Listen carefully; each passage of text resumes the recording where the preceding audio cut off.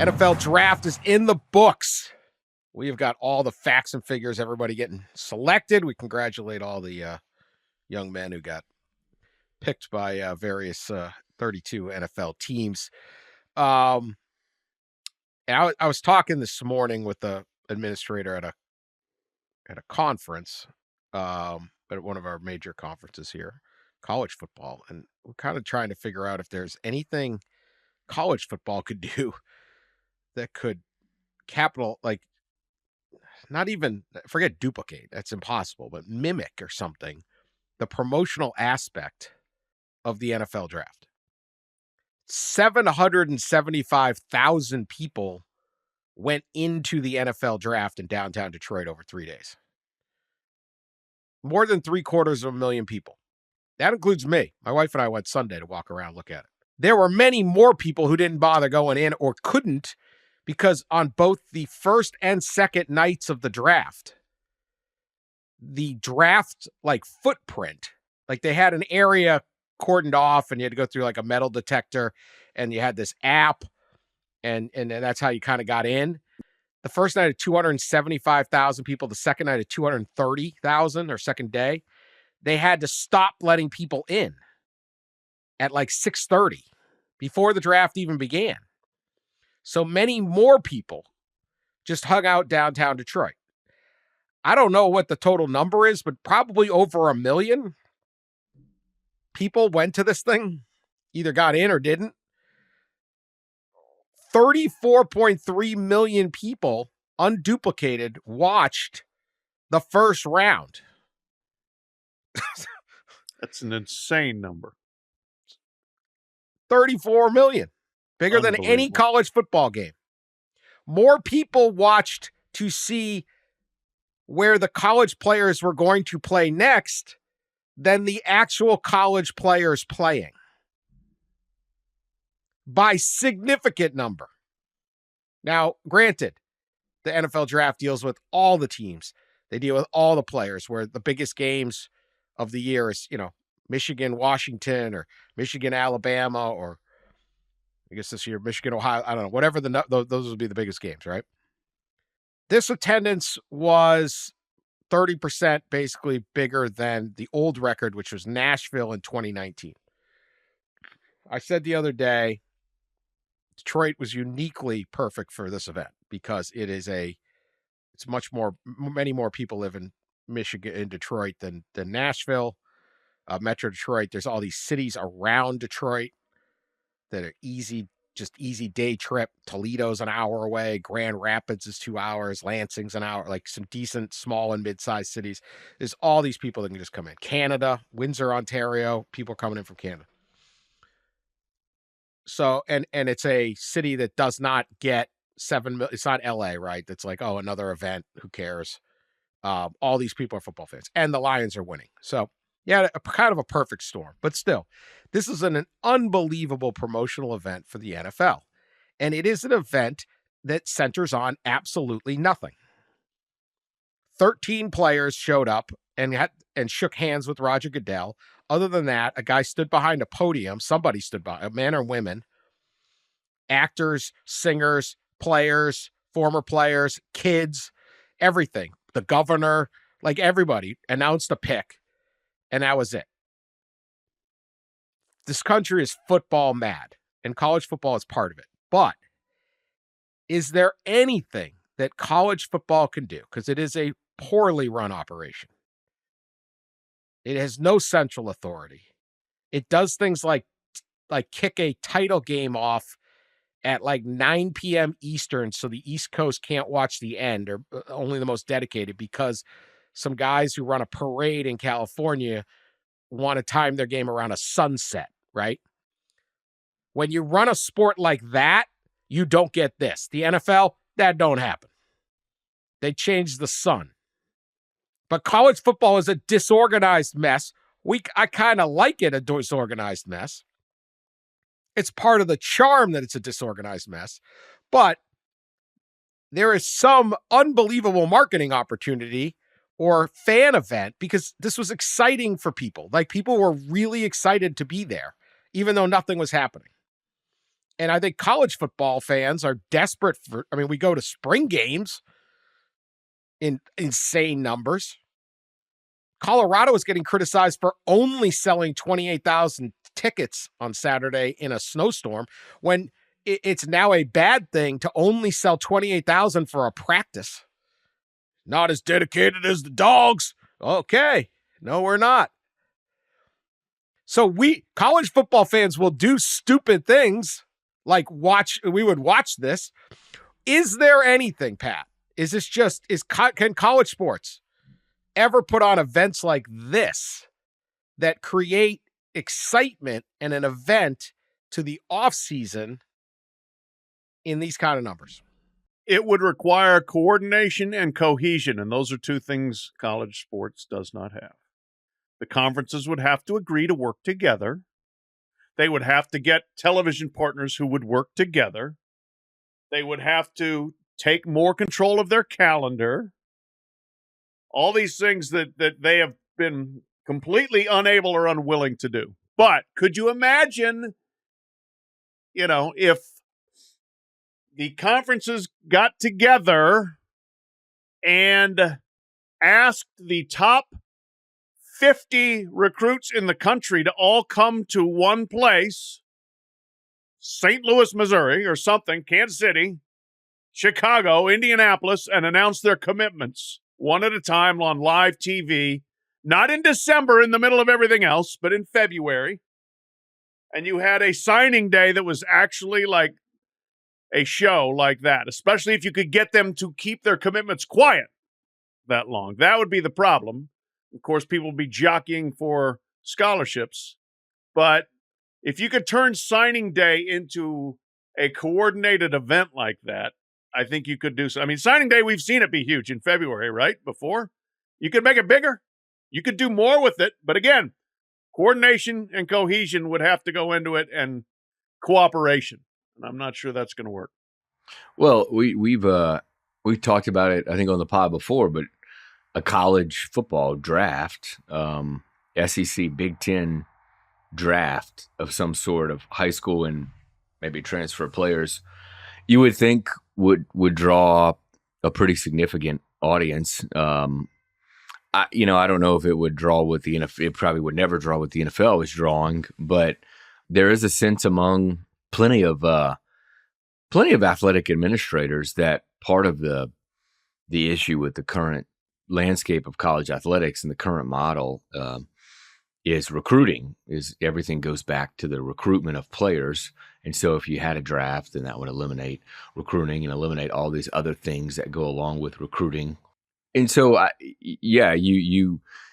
could see in some kind of alternate universe, because I have a feeling it will never happen, the SEC and the Big Ten getting together, maybe adding a few more teams in doing a draft, coming together in some kind of semi-pro, and doing a draft. And if you put, if you only put an SEC draft in the middle of Atlanta or Nashville, for that matter, New Orleans, could you imagine, all the SEC teams like getting, arriving there, and they have their seats on the side of the stage, and they're picking these high school players. There were people would show up. I don't know if 700,000 people would show up, but people would show up.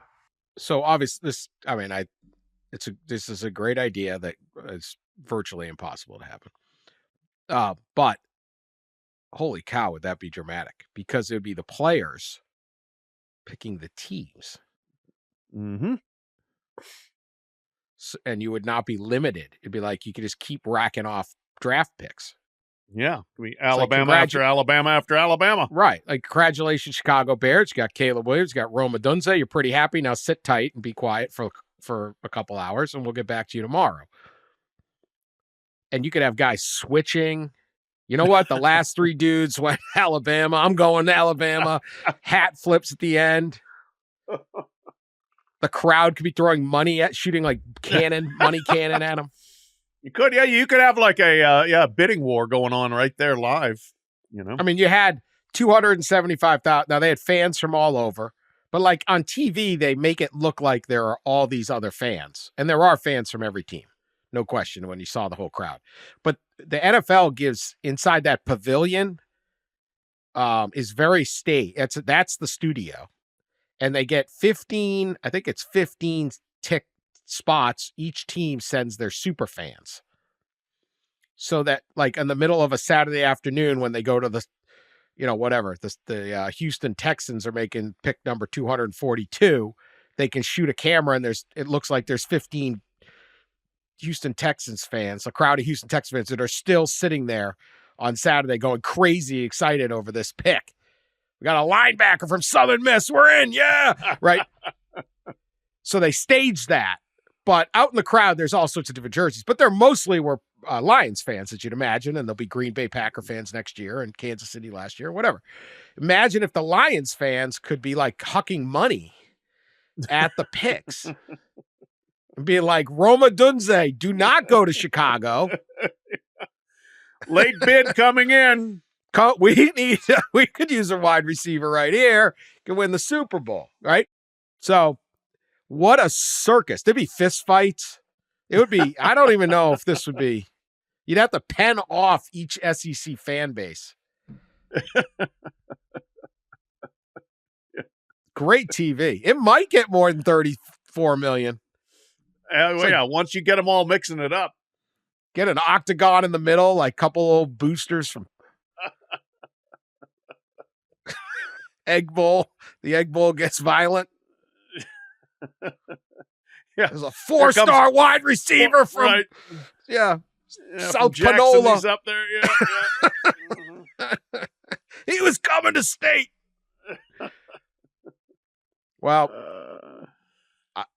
the NFL markets its sport like nothing else because this is a non-event. It was funny when they held it in Radio City Music Hall. It was like, this is totally unnecessary. And now it's just, they've turned it into this unbelievable thing. $200 million in spending or something in Detroit. Like, it's the biggest things other than the Super Bowl. And college football, like, the national championship game is just a game. They really have not turned that into an event. The bowl semifinals, I don't know, kinda. I mean, you still got your bowl trappings, but it's different. It's different. There's nothing like what the Super Bowl has created, what the NFL's created with the Super Bowl, and certainly, they have a long way to go to come up with anything that could replicate the draft situation. I would say the SEC title game is probably the closest thing. Yeah. Because that is like kind of a weekend, and there are people that just go, I think, every year in Atlanta. I don't know if the Big Ten has that same excitement level, but I don't think Indy is as much of a destination to go hang out in for a weekend than Atlanta. I don't know. Right. I mean, you know what college has that's comparable is like, to me, is like the Final Four. Yeah. Right. Well, Final Four is like a 5-day deal. You get the NABC coaches there too, so you get coaches from all over. I mean, you get a pretty good cross section of people from all over the country that come into wherever the Final Four is, and it's a big ass deal now. Corporate neutral. They have don't they have a concert Sunday night? Big outdoor concert usually. Yeah, they got something absolutely every year on that Sunday. The NFL's handling of the draft, how they've expanded it, just reminds me of kind of everything the NFL has done over the last few years. It continues to grow and expand. It's such a beast, and it's realized it's like this monster, and so it just continues to take advantage of that. And we've talked about it on the pod a lot, but like, it's the season as it continues to expand, right? It expands upon the number of days or the days in which it plays, and some of that expanding into college football, as well. and it just it's just this giant that continues to grow. And I think part of the reason, though college football is, incredibly popular, and I think has ascended, most would argue, if you look at viewership and TV rights deals, it's ascended into the second spot of sports, but it doesn't have that, as Pat said, that cohesion to expand like the NFL is in a variety of ways. That said, of course, it did expand the playoff. It only took 2.5-3 years to do, and that's a good example of the lack of leadership in kind of cohesion and communication that college football lacks, that the NFL seems to have. The one other detail from the NFL that I think would be, if you're purely a college fan, would be a benefit. Roger Goodell is already speaking out, or reiterated, I think he said it before, the 17-game NFL season, we're good for now. But listen, we're looking at how to continue. I'm not a fan of the preseason. I'd rather replace a preseason game with a regular season game. If we get to 18 regular season games, basically, that would give a second bye week and push the whole seasons back 1 week, and create the Super Bowl into President's Day weekend in mid-February. Now, what I would say that would be good for college football is it would clear a little bit more of early January, at least one more week, where college football isn't competing against the NFL playoffs. And ideally, if they get to 18 and college football doesn't screw it up and gets a little more organized and maybe stops caring about bowls and sunsets, they could actually finish the college season before the NFL playoffs begin. And if you could play the college championship game on that Saturday before the final NFL Sunday, I think that would be the best situation for college football. What is it? That's the first week. Wouldn't it be, that would be the first weekend in January, probably. I think it might be about the 9th or 10th or something. Or the 2nd, yeah. I don't know how but you got a little time.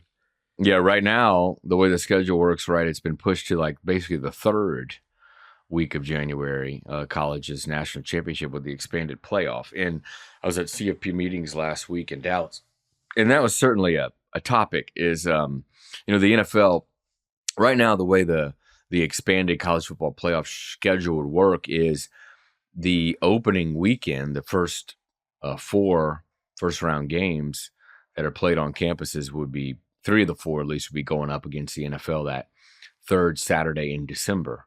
And then there's the first game is on that Friday night, specifically to steer clear of the NFL to have 3 that Saturday. And the NFL, I think, would prefer it if college football moved those games.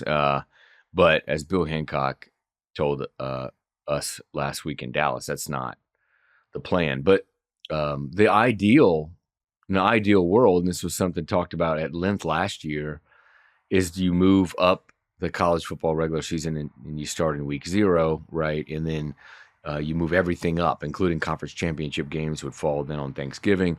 And then you move up everything a week where you have the semifinals on New Year's Day and then the championship game, like 10 days into January or so instead of 20 days into January. That's ideal, but I did not gather from people in Dallas last week that is something that's feasible. And I think the biggest thing is TV, actually.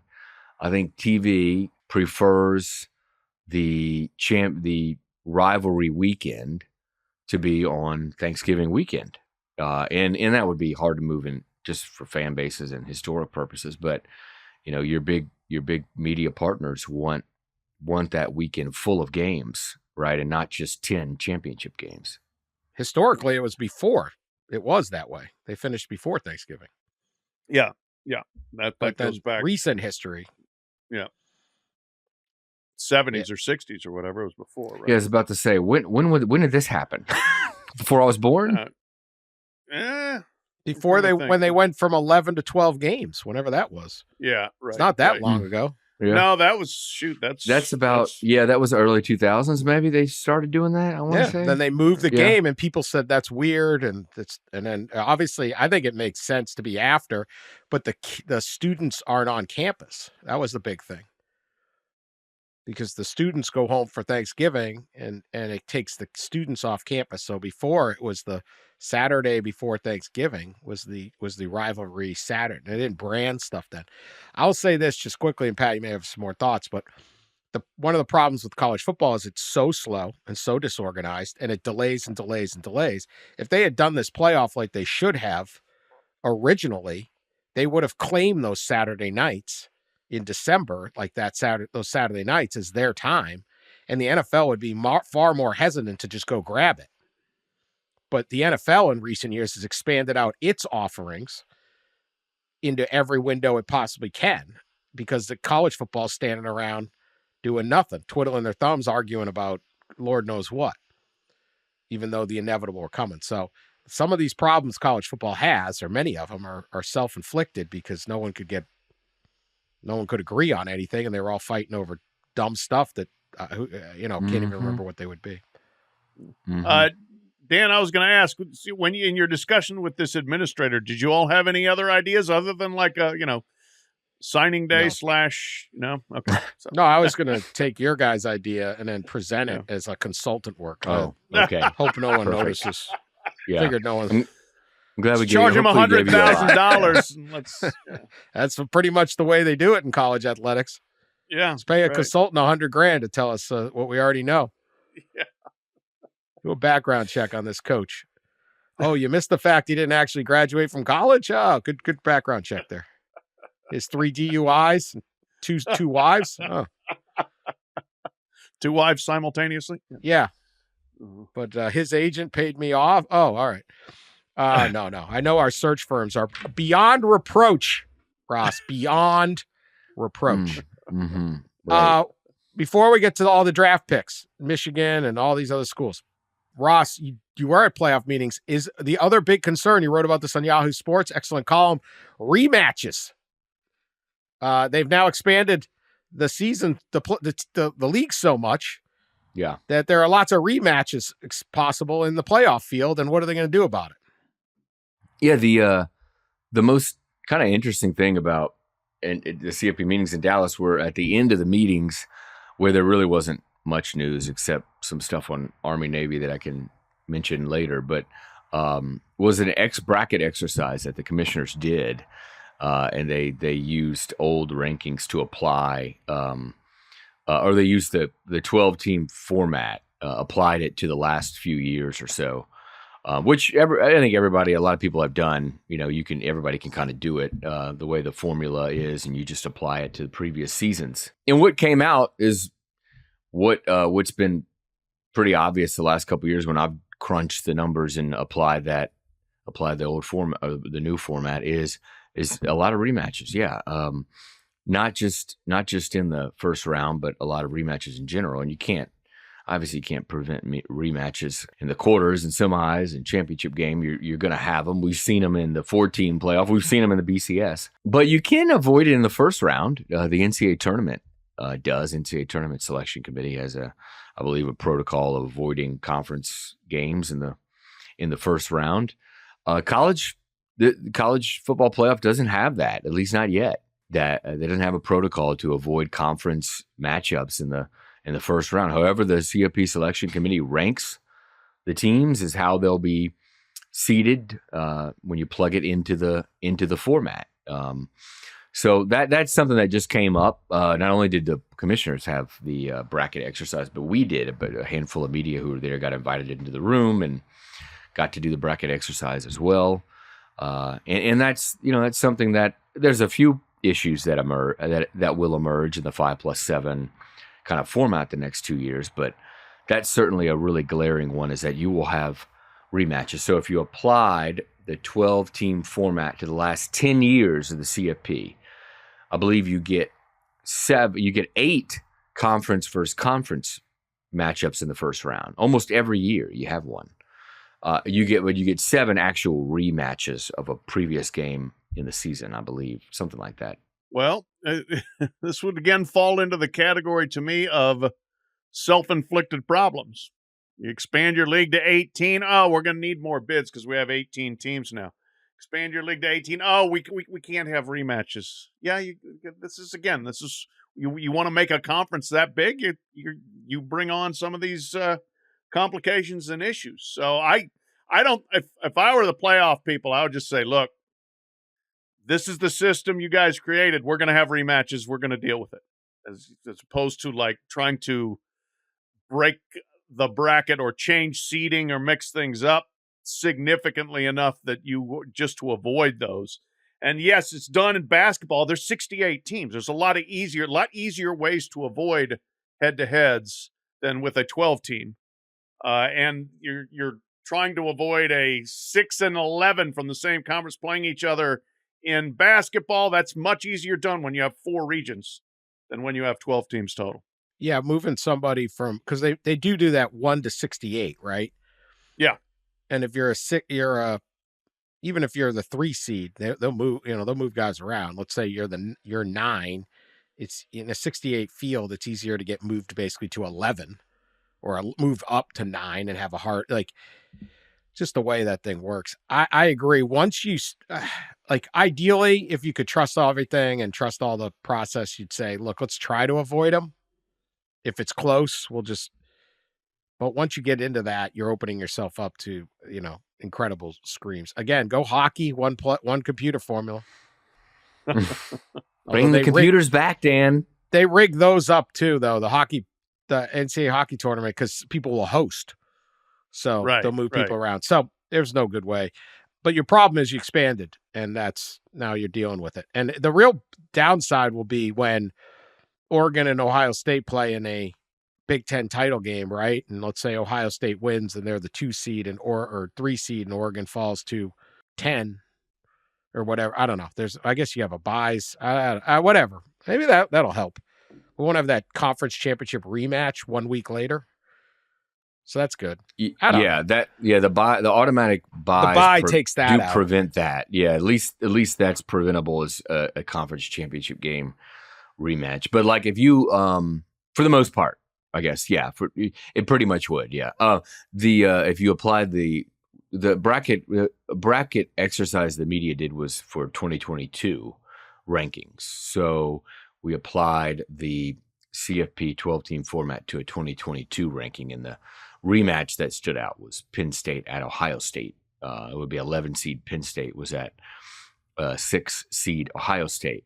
And Ohio State was a 6 seed despite being ranked number 4 in the rankings because, of course, they didn't win the conference championship game. But there are plenty of other, rematches through the years if you went back and applied. Like I said, there's I think 7 in total. And one of them stuck out to me, obviously, is it's an egg. In 2014, there would be an Egg Bowl rematch that had been played just 3 weeks prior, right? You would have it would be an 8 versus 9 game. Now, as awesome as that would be for the state of Mississippi to have Mississippi State, I don't remember who was the 8 or the 9, but have one of those teams host a playoff game in an 8 versus 9, that's pretty phenomenal, right? But you did play 2.5 weeks before that, right? And there were some other rematches. Georgia, Florida would have played in a rematch, I think, in 2018 in a 7-10 game, I want to say. Baylor and Oklahoma State in 2021, I think would have played. But there are, I wrote in that story a little more other issues that cropped up. And one of them is the group of 5 playoff spot. If you give automatic bids to the 5 highest ranked conference champions, obviously that's a spot for the highest ranked G5. And last year, number 23 ranked Liberty, which got beat by almost 40 points by Oregon, would have been in the playoff. We talked about it then, I think, would have been in a playoff and would have pushed out, Are they already crying about this? Are they already crying? There's a little rumbling about it avoids that, yes. antitrust. Yeah. B, come on. Are we already crying? Yeah. I don't care. I care even less than Dan doesn't care. Freaking break. You guys took everything. It's like when the Grinch went down and stole the ham and the all the stuff, and then he went back and took like the roast beast, and he took the crumb from the little mouse. Yeah, the hoo hash, the last speck of hoo hash. Yes. Shut the hell up. Oh my God, Tulane's 18. Greg Sankey reminded us in Dallas that poor Greg. How will you persevere? This is what happens when you pick the 5 and not the 4 highest ranked conference champions to get an automatic bye. How will they muddle through? Adversity. I feel sorry for that 4th place team in the Big Ten that doesn't get in. Well, the one of the interesting things though about the bracket exercise when this came up in the room, because it came up when I think it was Tulane in 2022 because we used the 2022 ranking. So Tulane was ranked 16th. And they would have gotten the 12 seed. By the way, that Tulane team upset USC in the Cotton Bowl. So it came up that, but then we started talking about last year, which number 23 ranked Liberty got the G5 spot, barely ranked, right? What do you do if a G5 team isn't ranked in the top 25? Give them a spot. 25? That's what you do. You give them the spot. Well, you do, and that the protocol right now is right now. I say right now because in 2026 and beyond, as we all know, the protocol could change. But right now, the next 2 years, the selection committee would basically pick the group of 5 champion, the best of the 5. They champion. Only rank 25. I say make correct. them stay there for an extra week. Stay and rank all 132. No, how can we properly do this? No, they wouldn't do that. They would basically rank the group of 5 champions, and they would pick the highest one would get the spot. Yeah, it shouldn't be that hard. Shouldn't it? It's doable. It's doable without causing undue angst to the poor committee members or the poor Power 4 conferences. It really can be done. And you know what? Again, that was partially the selection committee made a bad decision by picking Liberty over. Who'd they pick him over? Was it James Madison or was it somebody who was probably SMU. a better G? SMU. That was it. SMU. Yeah. So, anyway, look, the playoff is set up to be a wonderful, fun, exciting thing. There are some complications caused by greed and rampant expansionism. And yes, you're going to have to put up with only getting 11 power conference schools in as opposed to 12. And some 8-4 school ain't making it. And condolences. These are the people that own the casino and take the roulette wheel. And they used to have 1-0, green 0. Now they put a second one in and they want to put a third. Just enough. I'm already hearing the complaints. What's this? What's this? Is this fair? Oh my God. What a sport. All right, we're going to be back after this break. All right, NFL draft stats. Best stat I saw all weekend came from Chris Vanini of The Athletic. I will list you the most top 100 picks this year. Michigan had 7. They were first. Well, Washington tied them with 7. Alabama had 6, 3rd. Florida State had 6, 4th. Georgia had 6, 5th. Texas had 5, 6th. Final college football playoff rankings. Michigan 1, Washington 2, Texas 3, Alabama 4, Florida State 5, Georgia 6. Other than Texas jumping up there, and that's it, right? Just Georgia. Georgia. Other than Texas underperformed. Or they overperformed. No, they overperformed. Whatever. Pretty interesting. Helps to have good players. Huh? Yeah, Jimmy Jim Joes. But that was pretty wild. Pretty Michigan, strong correlation between playoff success and good players. NFL draft. Yeah. Michigan had 13 draft picks, one of the highest of all time, the most since the 2021 Georgia Bulldogs in the 2022 draft had 15. 2004 Ohio State had 14. 2020 LSU had 14. So Michigan's in the top 4 in all-time most draft picks in the 7 round. They used to have 20 rounds of this thing. When Mr. Irrelevant was truly Mr. Irrelevant, not a future Super Bowl starting quarterback.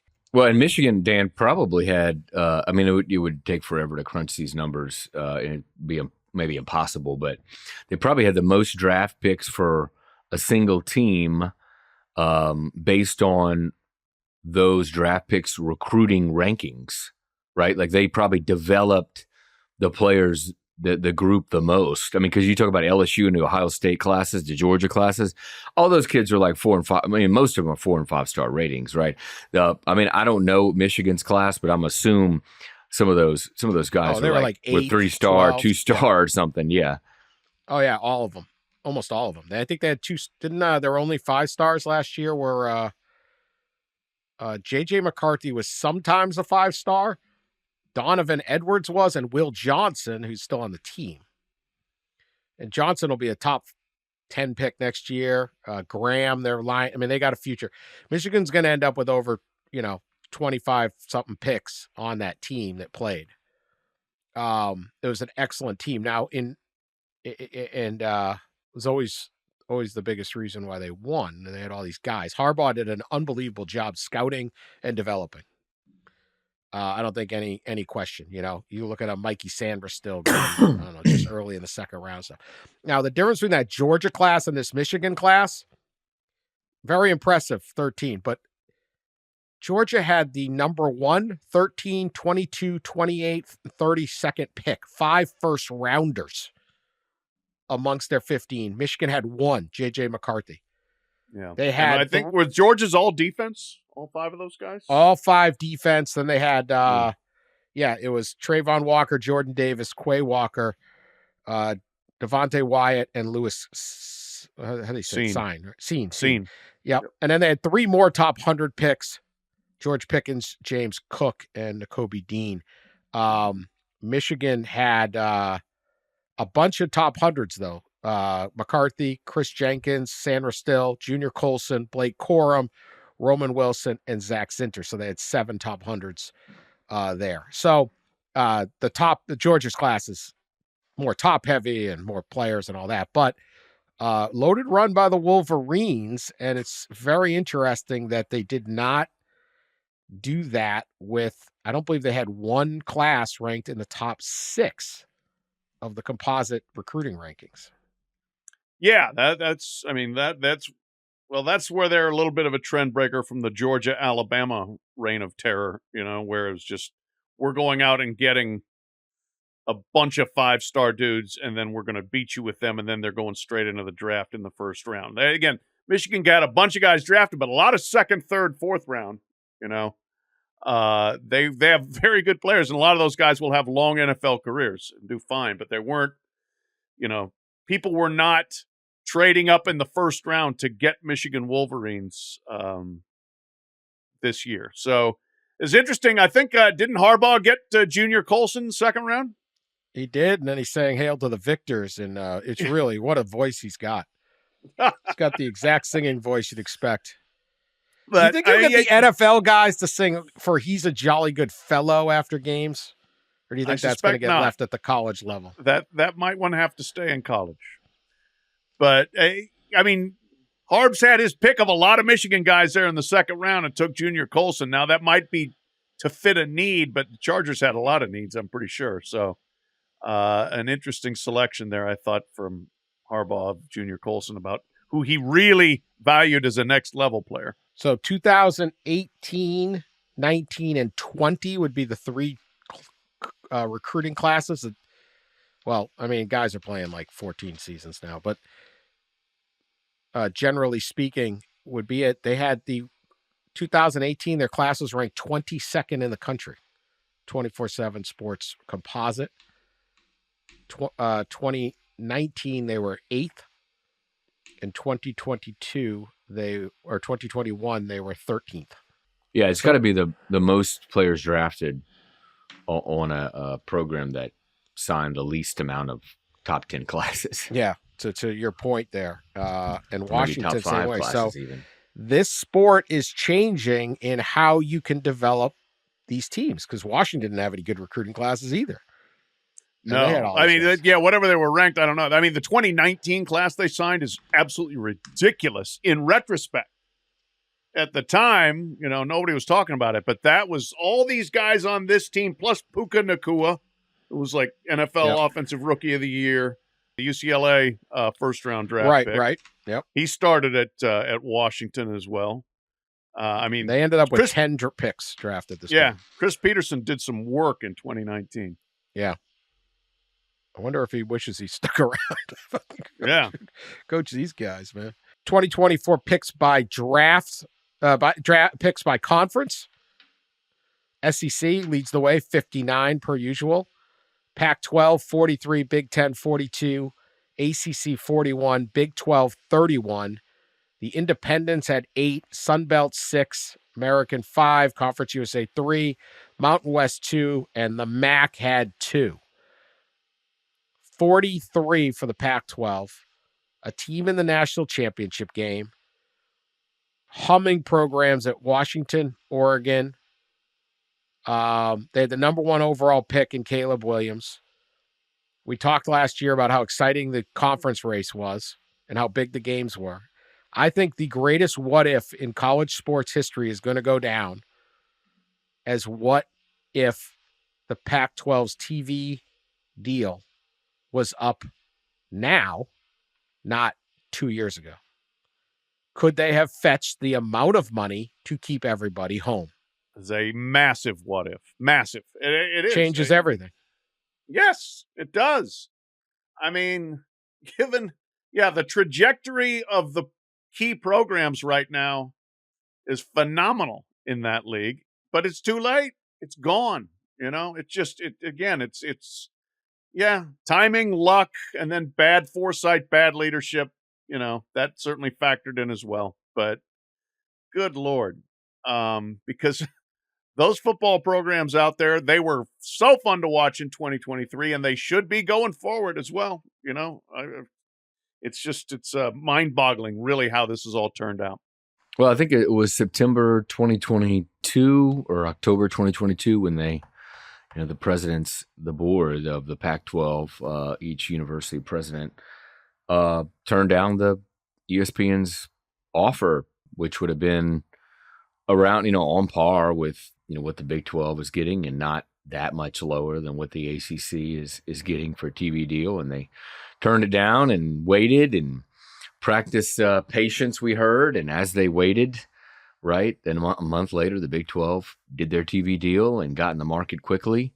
And they waited and waited and waited until obviously there was no deal to be had or no deal that was comparable to that original one. They hadn't been in a playoff in 5 or 6 years until Washington. Since 2016. 2017. Yeah. 16. Washington. Yep. I mean, it's just dumb luck. The transfer portal came along and boosted these teams because all those QBs were transfer guys.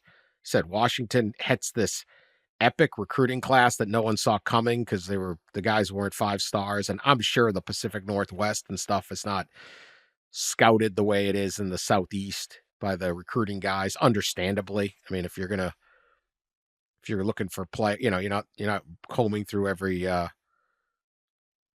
small Oregon high school and Washington high school. But I mean, if it was all of a sudden TV will just up, I mean, ESPN sitting there going, hell yeah, we want these guys. I mean, it changes everything. The whole fabric of college athletics is blowing up because a TV deal wasn't timed right. And as much as we blame Larry Scott for many things, how the hell is he going to know this? Win some games, get some exciting players. All of a sudden, they got all these exciting players, and they're winning games. See ya. Unbelievable. Part of me wonders if it would have delayed the inevitable, if this was inevitable to happen anyway, but I don't know.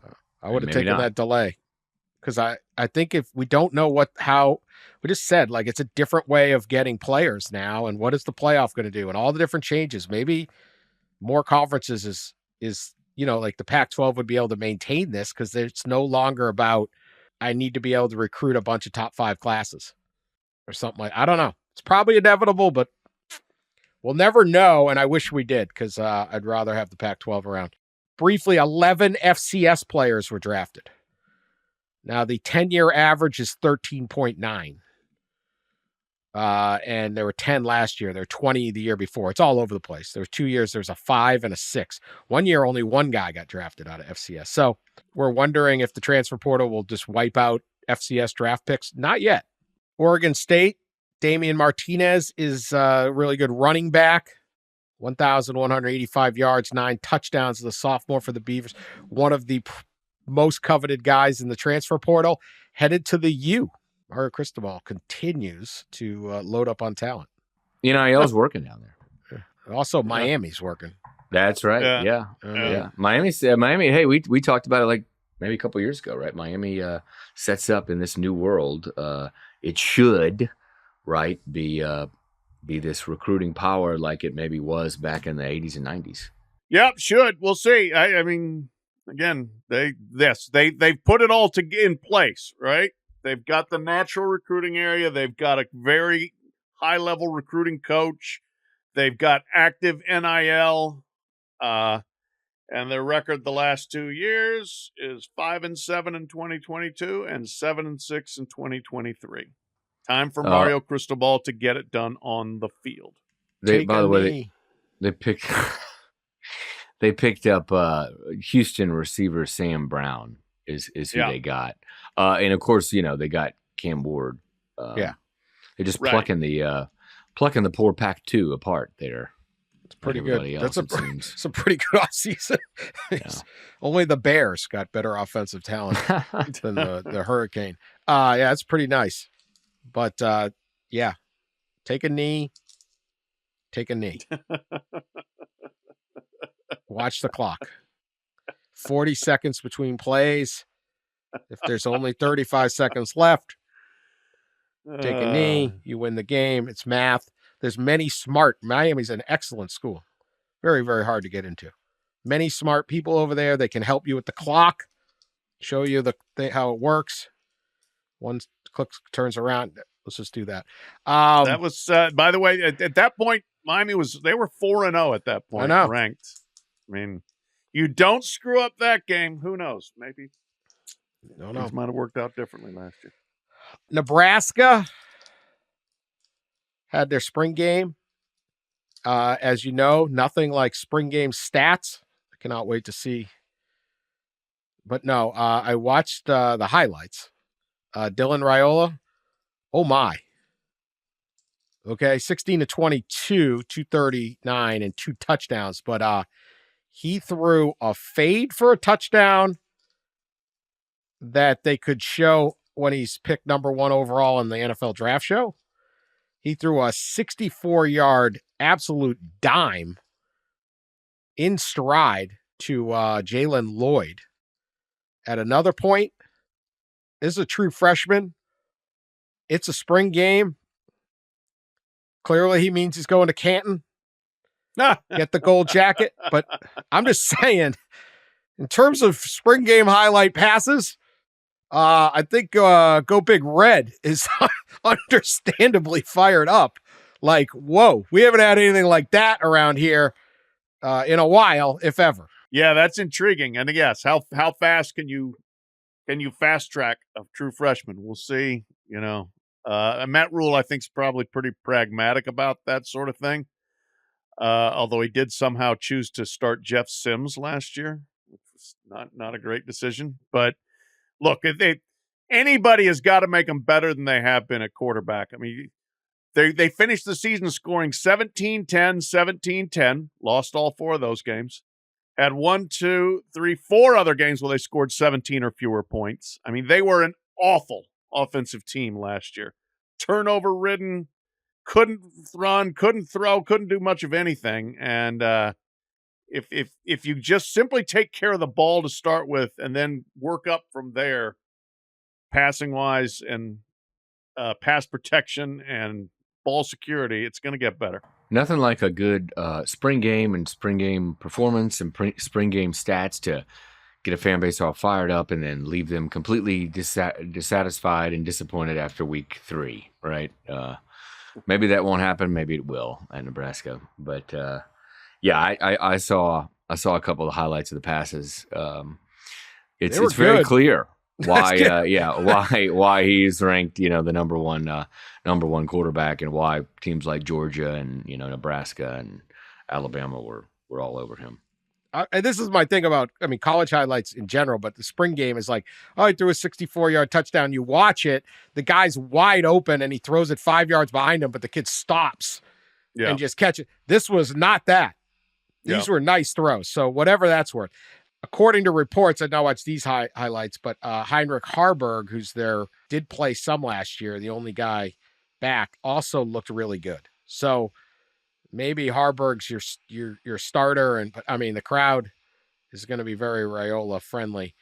We will see, but that's very good news for Nebraska that needed some good news. I'd say a spring game would sell tickets. Like, you'd be happy in the ticket office, but they sell out every game anyway. So yeah, Nebraska's one place they don't have to worry about trying to sell tickets. No, not a thing. Speaking of inept offenses, Pat, do you have any words for the Maryland fans out there who found out this weekend that they have a new analyst for the Maryland Terrapins? His name is Brian Ferentz. Might have been a topic, familiar figure here on the pod. He's the anti-Caitlin Clark. Okay, Caitlin Clark scored many points in Iowa City. Basically, anything she tried worked. Brian Ferentz scored very few as the offensive coordinator. Anything he tried did not work. What do you say if you're Maryland to the Maryland fan going, wait, what? Don't worry, he's not going to have his hands on any of the controls. He's not allowed to drive the car. That's what you say. He's just here to break down film and offer some insight on, say, short yardage run game. Let's not have him do anything else. We do not want him implementing passing plays. We don't want him, trying to revamp the route tree for the receivers. No. This is a remedial job for Mike Loxley here. Remedial job with Brian Ferentz. You start in there, you get him and you sit down and say, this is what a forward pass looks like, Brian. We do this a lot here, and we're pretty good at it. So just be quiet and watch, and then we'll let you have some input on short yardage run game. They may change soon, maybe over the summer. They may change the rule where analysts can actually coach hands-on and offer technical coaching and all that stuff. So look out. Could analyze what not to do. Yeah. Brian, what would be your scout here? Okay, we're going to do the exact opposite. Yeah. A route tree at Iowa. I don't even think they had 3 receivers to run a route tree. They had that one guy, and then they had the tight ends. In fairness, Brian Ferentz, and I'm sure he's a nice guy, and, sorry, Brian, I'm glad you got a job, and I hope you and your family are going to enjoy your time at Maryland. And, but, he's going to be like, holy cow, look at these receivers. They can actually catch the ball. Wait a minute. Open. Is that a quarterback that can get him to him? Yeah, he may be ready to roll. He's stuck with this, he wasn't a recruiter. He did not draw. Brian Ferentz is your offensive coordinator, not draw great offensive talent. Maybe he's the cook, but he can't do the shopping. I don't know. But definitely not, speaking of, not exciting the fan base for the season. We hired Brian Ferentz. Oh, no. Fear the turtle. Can we make him a defensive analyst? Switch sides of the ball? All right, we got another lawsuit here in the People's Court. Oh, boy. Last May 25th, 2023, the Fresno Grizzlies is a minor league baseball team in Fresno, California, as you'd imagine, decide to have a promotion to try to, it's tough at the minor league baseball level, getting the crowds out. So they did a promotion to encourage local support from the team. This is KGPE television telling me this. And the promotion was a ladies' night. A ladies' night at the ballpark. and female attendees were able to get in free, but male and non-binary attendees had to pay. But the females got in free. Ladies' night, I don't think this is the first place to have ladies' night, or they have them at bars a lot, right? Yeah. Free cover for the ladies. Frat parties for sure, right? Yeah. And to get into that. Anyway, somebody was not happy about it, and his name's Harry Crouch. Harry Crouch is a plaintiff in a lawsuit. He's chapped that he had to pay $18 to attend the game, while his co-plaintiff, perhaps a friend named Christine Johnson, got in free. Co-plaintiff? Why is she a plaintiff? She got in free. She got in free. He had to pay $18. This is discrimination, they say, and they're suing the Fresno Grizzlies for not $18, $5 million. What? Seems about right. Only a little exaggeration there. From the lawsuit, the Fresno Grizzlies' ill-conceived ladies' night promotion seemingly sexualized female fans by treating them a little more than sexual bait in order to attract men to buy tickets to the game. Wow.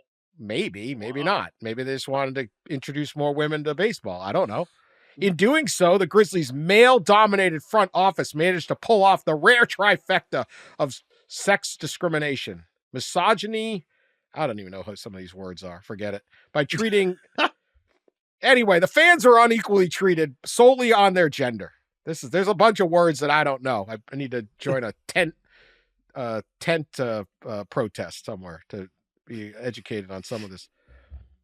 But anyway, that's it.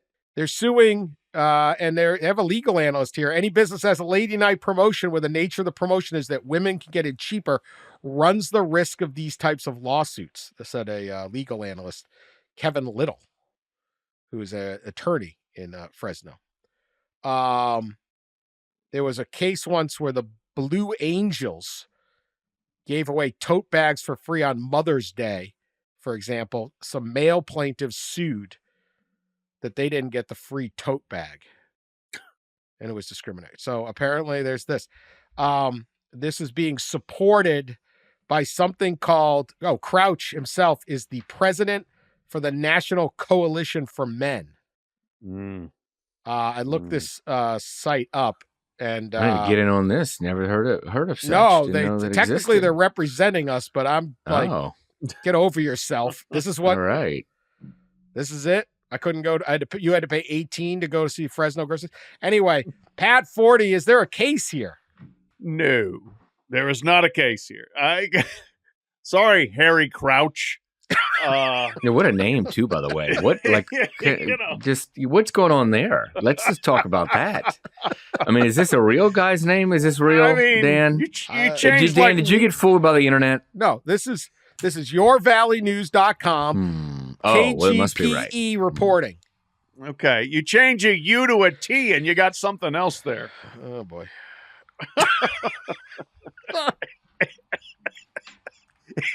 Anyway, Oh, boy. I can't.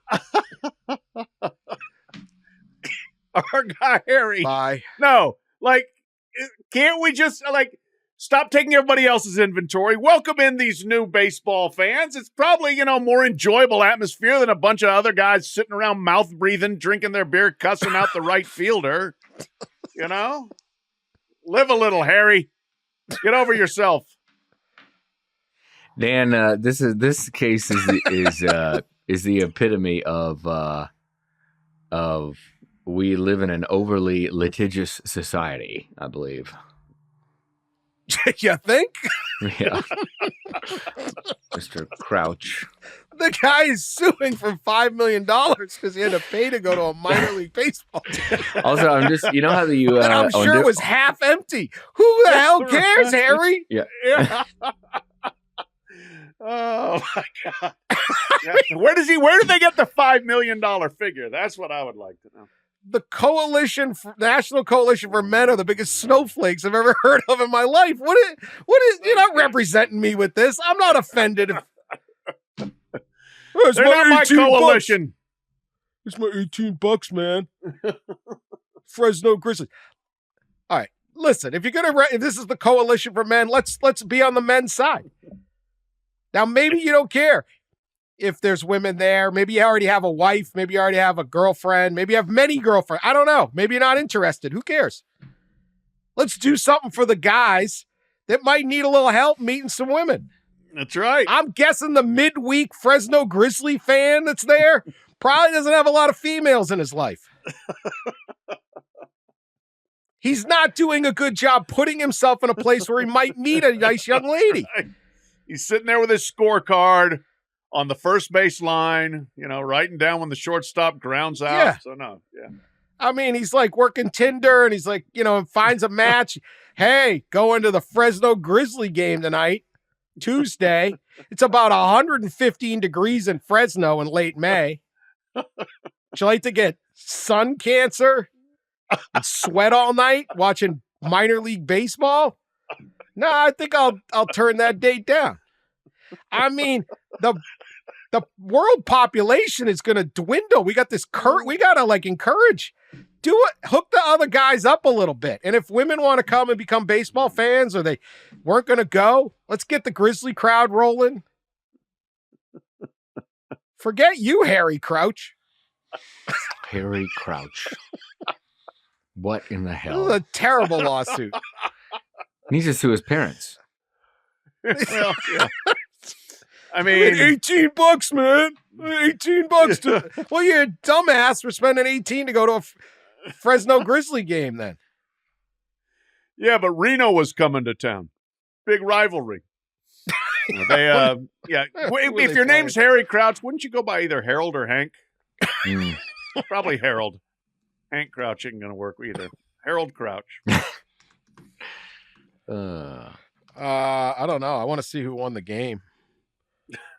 Do you? Yeah, I really do. Okay. Maybe he's just mad that his favorite team lost.